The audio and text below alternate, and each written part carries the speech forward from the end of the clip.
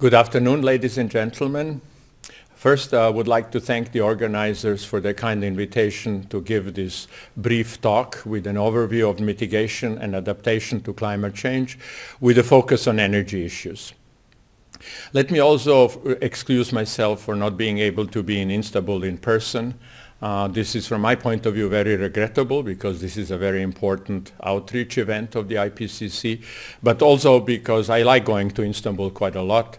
I was born in former Yugoslavia, and I'm now from Montenegro and Austria. And as you know, there is a lot in common between the Western Balkans and Turkey. Just think of food and the coffee. So I'm sorry I cannot be with you, but I will join later on for the discussion and questions that you might have after this recorded talk.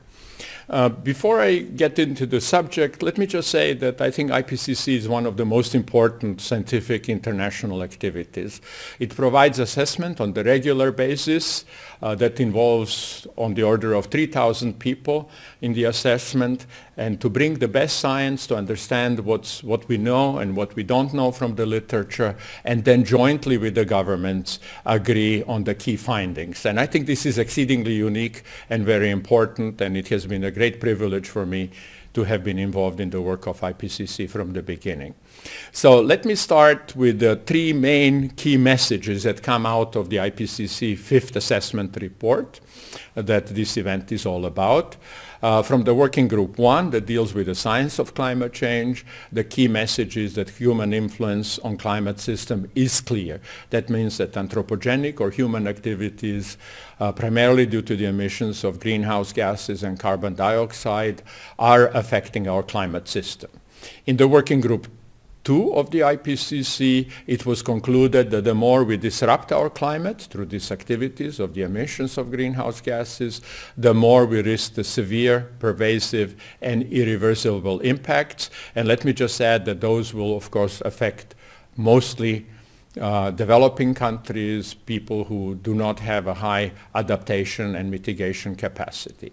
And I will focus mostly on the third key message, namely that we have means, and that's the good news, that we do have means to limit climate change and build more prosperous, sustainable future. And so, as I said, I will focus quite a lot on the energy issues. Before that, let me just give you an overview of what has been done in the Working Group 3 of IPCC that deals with the mitigation issues.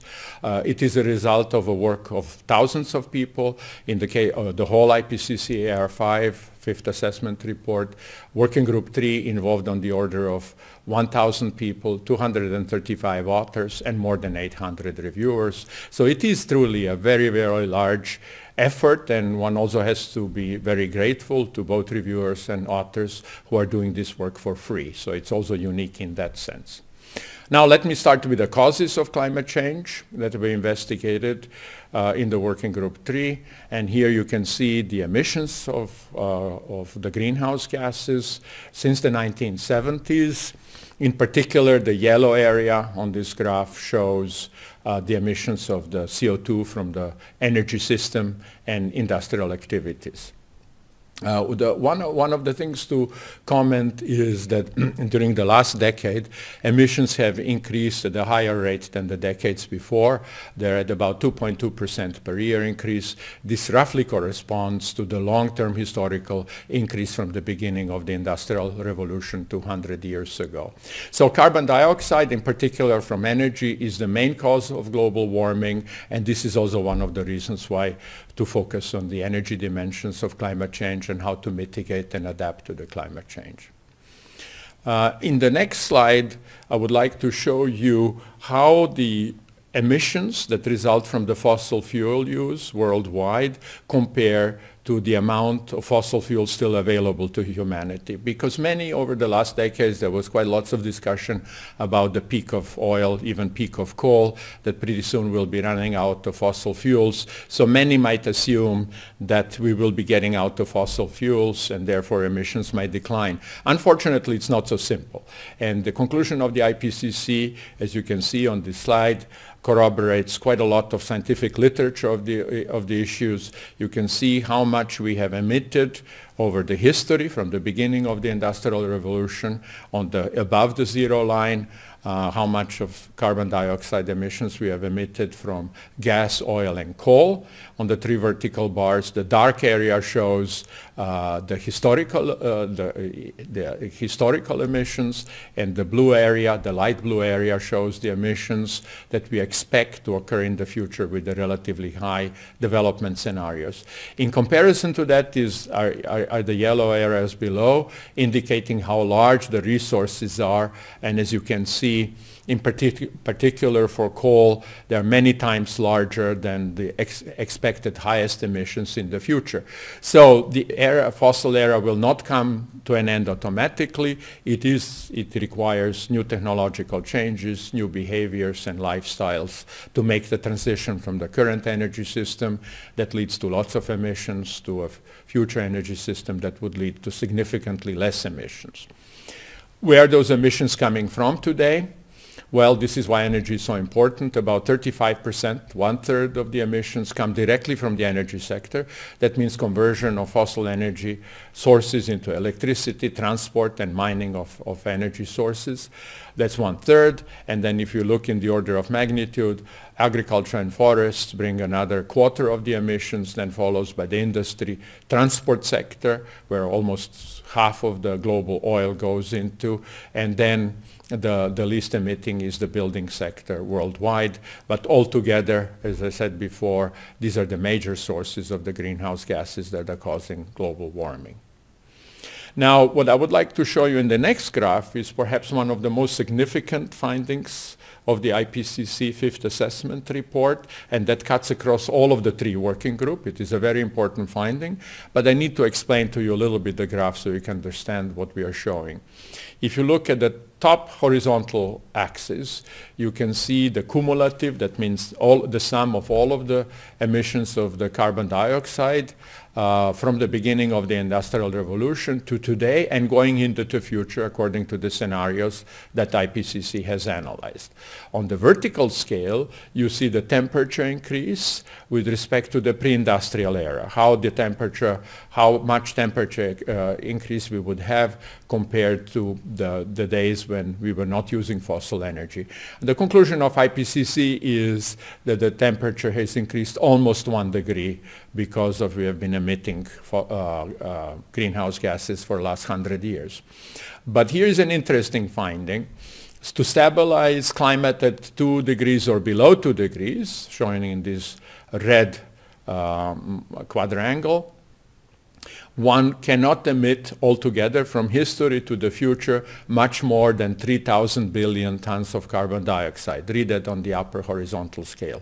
3,000 billion tons of carbon dioxide, or 3,000 gigatons of carbon dioxide, is the total endowment to humanity, what can be emitted in order to stabilize climate at 2 degrees. If you go to higher stabilization level, the scorching 4.5 degrees and above that, then the endowment would be significantly larger, let's say on the order of 7,000 billion tons. And if you remember the slide I've shown you before, that's still significantly less than the amount of coal left into the ground. So even that kind of future would be feasible if we do, from the energy resources point of view, if we do not have the mitigation of the emissions.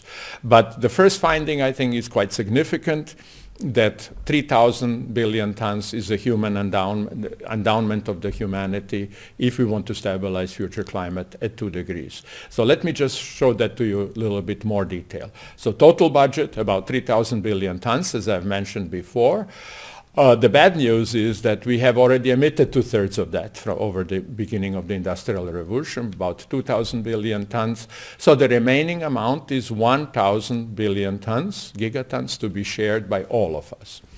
Some of you who come more from the climate science point of view might be more familiar with using elementary carbon as a unit, so I'll project those numbers as well. About 275 billion tons of elementary carbon can be still emitted to the atmosphere.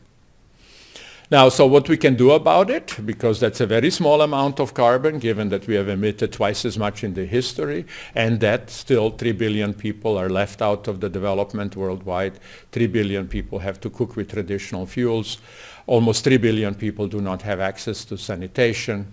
About 1.5 billion people do not have access to electricity. And yet there is only 1,000 billion tons to emit for all of us on the planet, and the 2 billion that will be joining us on the planet Earth by the middle of the century. So what can we do? Most important finding is more efficient use of energy. That is the biggest resource. So doing much more with significantly less is the key finding. Then greater use of low carbon and no carbon energy sources. That means, for example, shifting from coal to natural gas that has half of the emissions of coal, or shifting to renewables, and in many countries also to nuclear energy. Those are the options on the supply side. But what we can, in addition to do that, is reduce deforestation in the world. That has many other co-benefits. Increase afforestation, bringing new forests. That would all remove carbon from the atmosphere. Another important option is to remove carbon from the fossil fuels. That's called carbon capture, and also store it for eternity.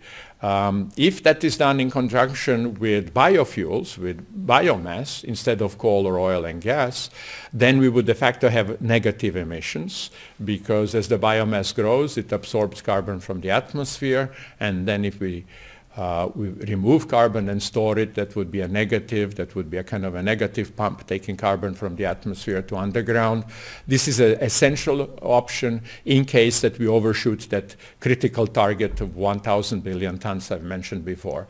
And last but certainly not least, perhaps most important, is the fact that we cannot solve this problem only with technical solutions. We will need significant lifestyle and behavioral changes, a very strong conclusion of the fifth assessment report of the IPCC. So in the next slide, I would like to show you some of the consequences of acting late rather than acting early. On the left panel, you can see two possible developments from 2005 to 2030. The darker area are the kind of scenarios of the future development, all expressed in terms of the emissions of billion tons of carbon dioxide. And you can see that in those immediate action scenarios, the emissions essentially start declining immediately. However, the Cancun pledges that were made, that's the little black bar, is associated with scenarios that would be still increasing the emissions over the coming decades, and one can characterize those as delayed action. And I would like to show you an important conclusion of the IPCC, whether with the delayed action this relatively low stabilization levels like 2 degrees or below are still reachable. Let me just say in this context that end of the year we're going to have the COP21 in Paris, where the INDCs, these are the voluntary national commitments to reduce emissions, will be announced. We already have about 60. And some of them look really good and might be more consistent with immediate action. I think that's very good news. But whether the overall outcome will be there, I cannot judge now. That is something to look over months after the Paris meeting. So I would like to go to the next slide and show you next two panels that indicate what the problems are of the delayed action. First of all, in the middle panel on top, you have a range of historical emissions of carbon dioxide. The horizontal bar shows the 2.2% we have seen over the last 2 decades. In comparison to that, we would jointly, the humanity has to do a huge amount of heavy lifting to go down on a stabilization pathway. So the first bar below on the left shows that the reduction would have to be on the order on average about 3% per year, so significantly higher than the positive increase we have had over the last decade. However, with the delayed action, more has to be done later, so that the reduction would have to go into the range of perhaps 5-6% per year. Very, very challenging from the current point of view. And the right panel shows you how challenging that indeed would be in terms of what needs to be done to increase the share of low emitting or zero emitting energy sources. So in case that we act in a timely, let me just go to the next panel that shows the whole picture. In case that we act in timely manner, we would have to increase the share of non-carbon emissions to about 60% already by 2050, by middle of the century, and by the end of the century, by 2100, go to over 90% zero carbon or low carbon emitting technologies. With a delayed action, that would have to significantly increase as well, but much of the action would come later. That means postponing, making it perhaps costlier and more difficult to achieve. So this is a very important finding in terms of mitigation of the fifth assessment report of the IPCC, and meaning that the Cancun action, if we do not do more than going beyond Cancun pledges, will imply significantly increased mitigation challenges for limiting warming below 2 degrees. So the timely action would bring the cost down and increase the feasibility of doing it. So let me then, in the second part of my talk, address briefly the areas that one can approach in order to limit the temperature to less than 2 degrees. First of all, one of the conclusions is, as I've tried to illustrate, that measures do exist to achieve a significant emission reductions required to limit the warming to below 2 degrees. One would have to reduce the greenhouse gas emissions by 40 to 70% in relation to the current level by 2050, by the middle of the century. And that means that some of the countries and some of the regions would have to do significantly more than that, even going towards zero. But toward the end of the century, everybody will have to go towards zero, or perhaps even go to negative emissions if we are significantly late in doing timely reduction. Given that situation, mitigation is not enough because warming will continue to 2 degrees at least.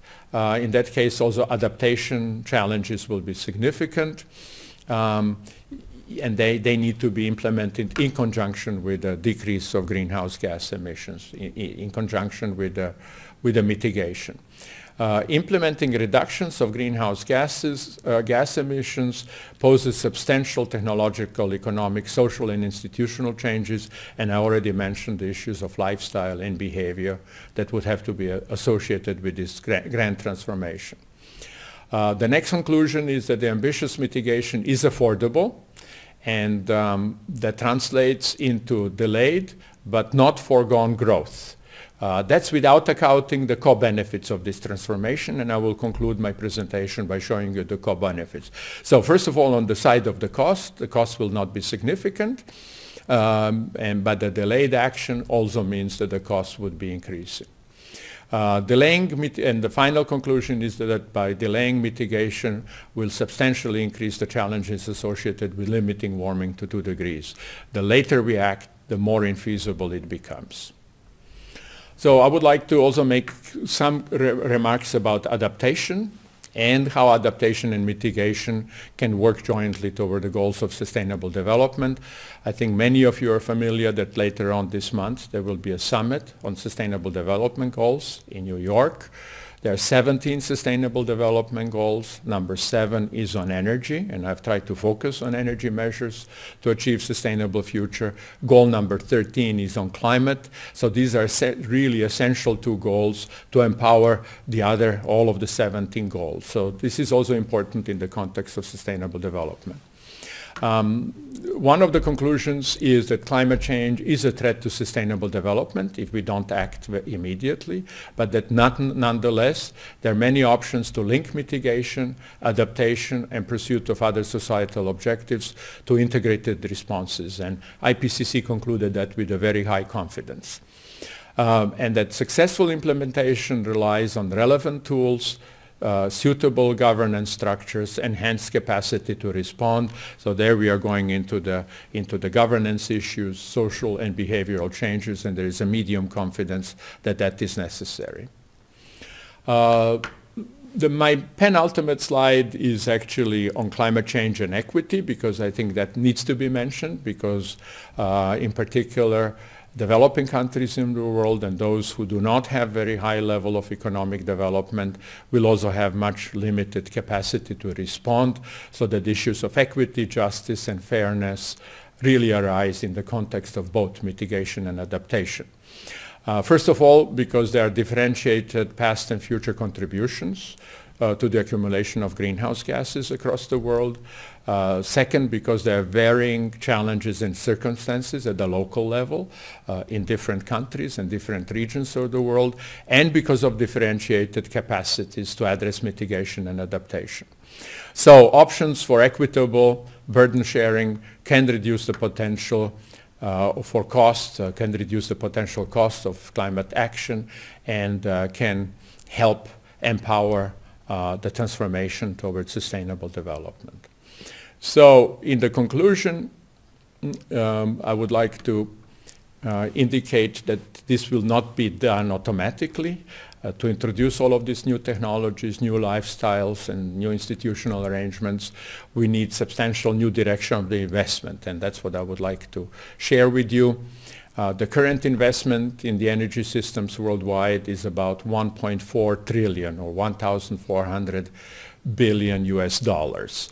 And this panel on the left shows the relative changes. The investments would have to decrease in the fossil fuels and have to increase significantly in the efficiency across all sectors. And in the panel on the right, you can see that the increase would need to be done in the electricity sector, say renewable energy, new transmission lines, in particular renewable investments for generation need to increase, nuclear also in many parts of the world, carbon capture and storage would have to attract significant funding, and there would have to be a significant decrease in the funding for fossil energy generation and use without carbon capture and storage. This transformation will be difficult to achieve, but it will also offer lots of co-benefits, and I would like to conclude with that. I will read to you what's on the vertical scale of this graphic. It is the total, the percentage of the total global economic output of the humanity. Our gross world product is on the order of 100 trillion, so $100,000 billion. And I mentioned before that energy is about 1.4 trillion. And let me just go from the left to right. The first bar indicates how much we would have to spend to increase the energy security in the world. That's about 200 billion, 0.2% of the global GDP. To eliminate air pollution, this is essential to improve human health, might cost on the order of 600 billion, and mitigating climate change down to 2 degrees and below would cost on the order, let's say, of about 1,200 billion. So this is what the total cost would be, but the bar on the right, and I shift to the next panel, that shows the difference. The bar on the right indicates that if we were to pursue all of those options together, the additional cost would be significantly less than pursuing the options individually. In fact, the humanity would be saving on the order of 60% of the total investment. And I think that is, very important results because it indicates that the redirection of the investment and in integrated policies toward the sustainable future would also significantly reduce the total cost of the transformation. So I would like to stop here with my brief overview of the IPCC work with focus on energy issues. Let me just conclude by pointing out that I had the great privilege of being nominated for the chair of the IPCC by Montenegro and Austria. And if you want to look at further information about my candidacy, please look at my website. Thank you very much, and I look very much forward to the discussions and questions you might have that I will join live. Thank you.